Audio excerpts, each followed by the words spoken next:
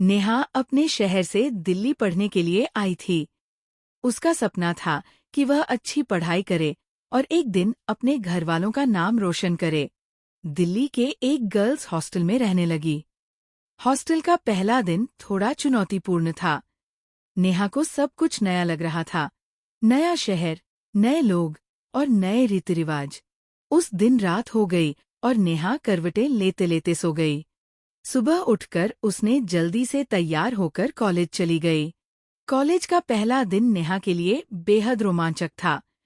वह सोच रही थी कि वहां नए लड़के मिलेंगे और शायद उनमें से कोई उसका बॉयफ्रेंड बन सकेगा। लेकिन जैसे जैसे दिन बीता, नेहा ने महसूस किया कि उसे वहां कोई भी लड़का पसंद नहीं आया। लड़के या तो बहुत शरारती थे या फिर उसके मानकों पर खरे नहीं उतर रहे थे। नेहा ने अपने दोस्तों से बातें की, लेकिन किसी भी लड़के में उसे वह आकर्षण नहीं मिला जिसकी वह उम्मीद कर रही थी। फिर नेहा मायूस होकर हॉस्टल वापस आ गई। वह सोच रही थी कि शायद अगले दिन कुछ बेहतर होगा। लेकिन जब उसने अपने कमरे में कदम रखा तो देखा कि एक लड़की बेड पर लेटी हुई थी और अपने मोबाइल पर कुछ देख रही थी। वह लड़की अपने सेब के जैसे गालों, लंबे गहरे बालों और बड़े फिगर के साथ बेहद आकर्षक लग रही थी। नेहा उसे देखते रही। तभी लड़की ने मुस्कुराते हुए कहा, मेरा नाम प्रिया है। मैं दिल्ली में पढ़ने के लिए आई हूँ और मैं हॉस्टल में तुम्हारी रूममेट रहूंगी। लेकिन प्रिया के बड़े फिगर और आत्मविश्वासी अंदाज ने नेहा का ध्यान बार बार खींचा। प्रिया जब भी हंसती या बात करती, उसकी ऊर्जा ने नेहा को प्रभावित किया। उसकी हंसी और बातें सुनकर नेहा को लगा जैसे वह एक नई दोस्ती की शुरुआत कर रही है।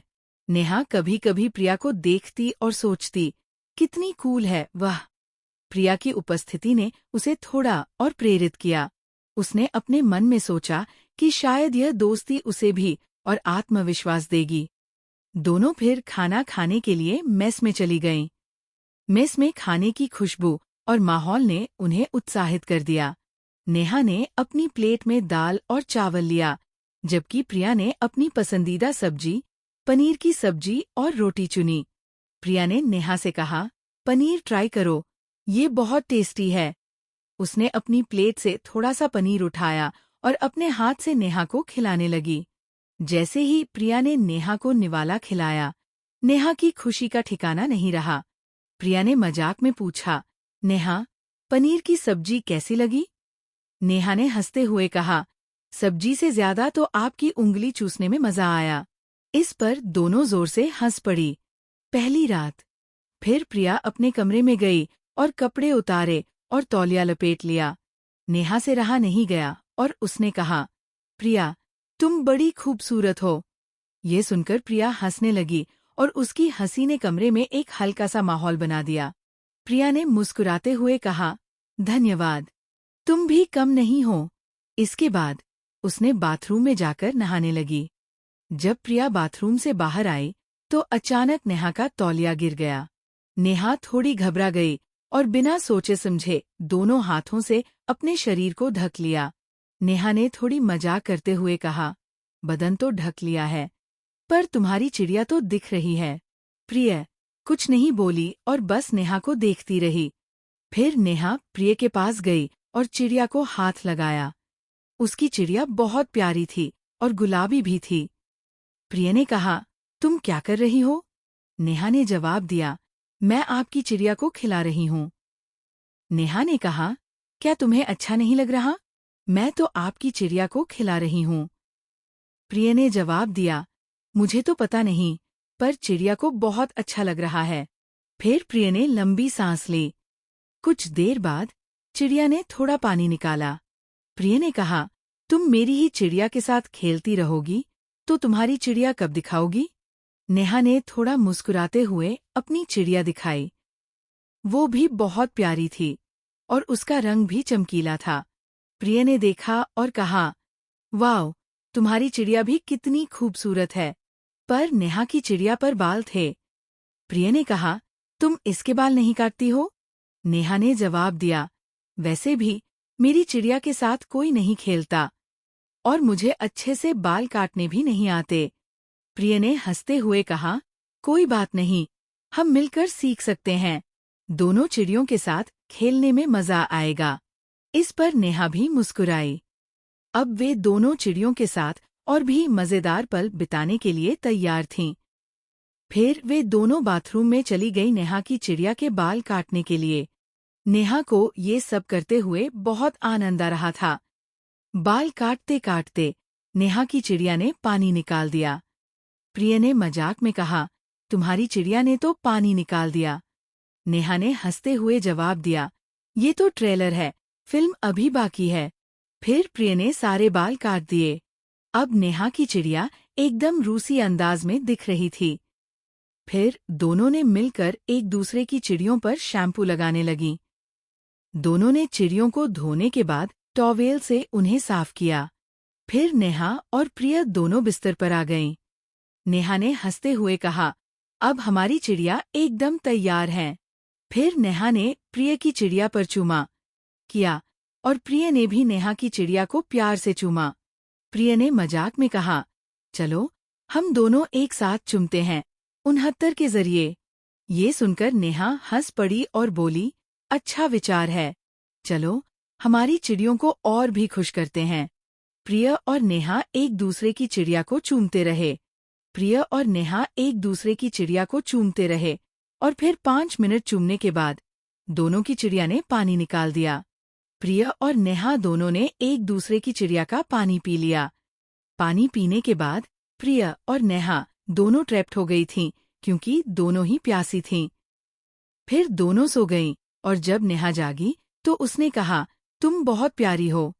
प्रिय ने मुस्कुराते हुए जवाब दिया, तुम भी, नेहा, और तुम्हारी चिड़िया भी काफी बड़ी है। दोनों की हंसी। फिर दोनों सो गईं, एक दूसरे के साथ उस प्यारे पल को याद करते हुए। उनकी दोस्ती और भी गहरी हो गई थी।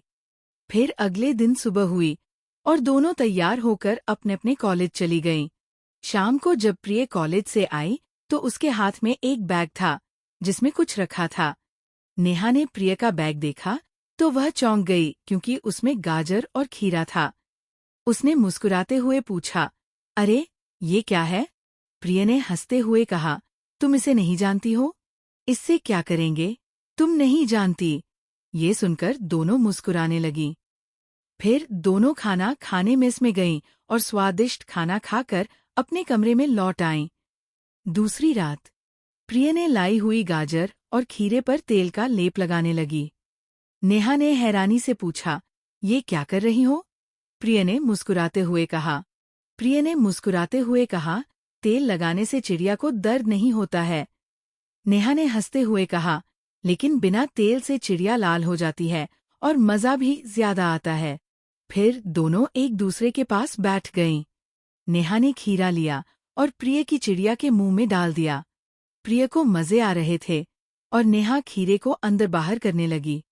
प्रिय ने हंसते हुए कहा, क्या कर रही हो, नेहा? नेहा ने मुस्कुराते हुए जवाब दिया, बस इसे और मजेदार बनाने की कोशिश कर रही हूँ। नेहा ने हंसते हुए कहा, मेरी चिड़िया के मुंह में भी खीरा डालो, वो भी भूखी है। प्रिय ने मुस्कुराते हुए कहा, अच्छा, तो हमारी चिड़ियों की पार्टी हो गई। दोनों ने फिर से मजाक करते हुए हंसना शुरू कर दिया। फिर प्रिय ने नेहा की चिड़िया में खीरा डाला, लेकिन खीरा आसानी से अंदर चला गया। नेहा ने हंसते हुए कहा, मेरी चिड़िया बड़ी है और खीरा छोटा है, इसीलिए आसानी से अंदर जा रहा है। फिर उसने कहा, तुम प्लीज खीरा भी अंदर करो और साथ में गाजर भी। प्रिय ने मुस्कुराते हुए कहा, चलो आज तो चिड़िया का खास मेन्यू बना देते हैं। दोनों फिर से हंस पड़ी और उनकी मस्ती जारी रही। फिर एक ने गाजर ली और दूसरी ने खीरा, और दोनों ने एक दूसरे की तरफ मुंह करके एक दूसरे की चिड़िया के मुंह में देने लगी। नेहा ने मजाक करते हुए कहा, तुम मेरा खीरा ले लो, क्योंकि तुम मेरी चिड़िया को गाजर दे रही हो तो कम टाइट लग रहा है। प्रिय ने हंसते हुए कहा, अच्छा, तो चलो हम चिड़ियों की डाइट को थोड़ा संतुलित करते हैं। दोनों फिर से खिलखिलाने लगी, मजाक में एक दूसरे को चिढ़ाते हुए।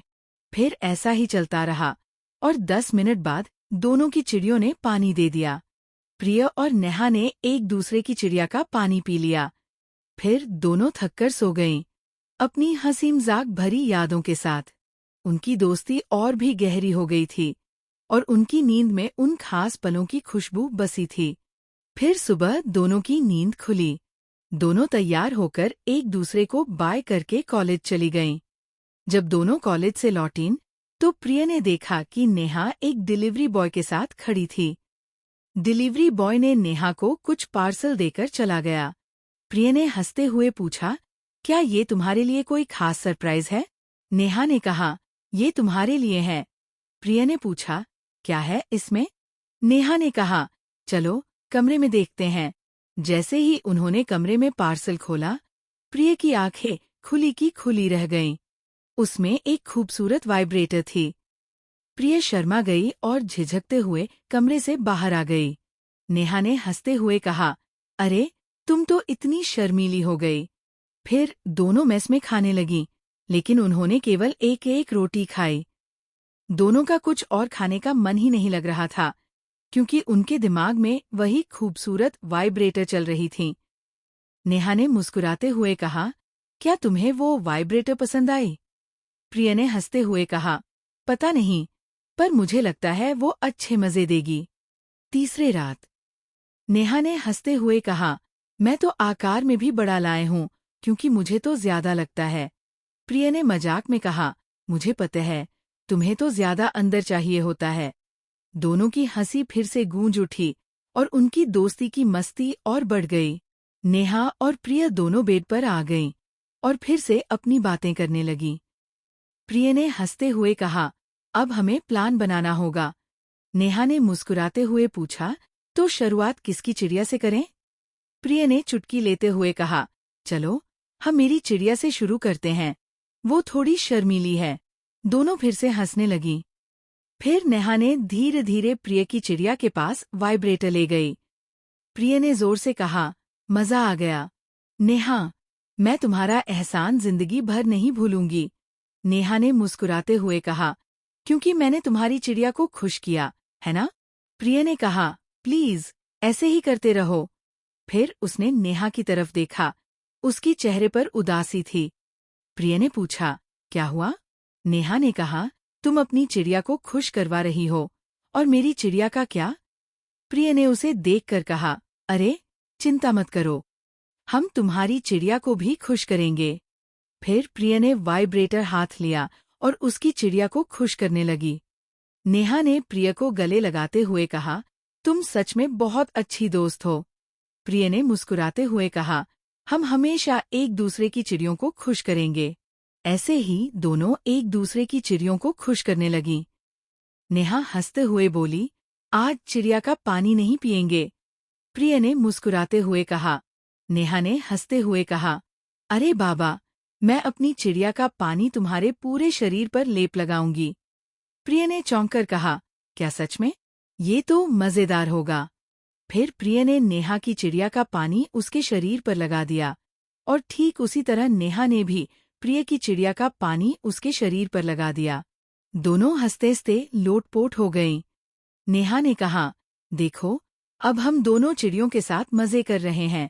प्रिया ने कहा, हाँ, ये तो अद्भुत है। उनकी मस्ती और हंसी का कोई अंत नहीं था। ऐसे ही अब उनका रोज का यही था, कभी 69 पोजीशन, कभी खीरा और गाजर, और कभी वाइब्रेटर के सेट। उनकी दोस्ती में हंसी मजाक और मस्ती भरे पल हमेशा बने रहते थे। हर दिन कुछ नया करने का जज्बा उन्हें और भी करीब ला रहा था।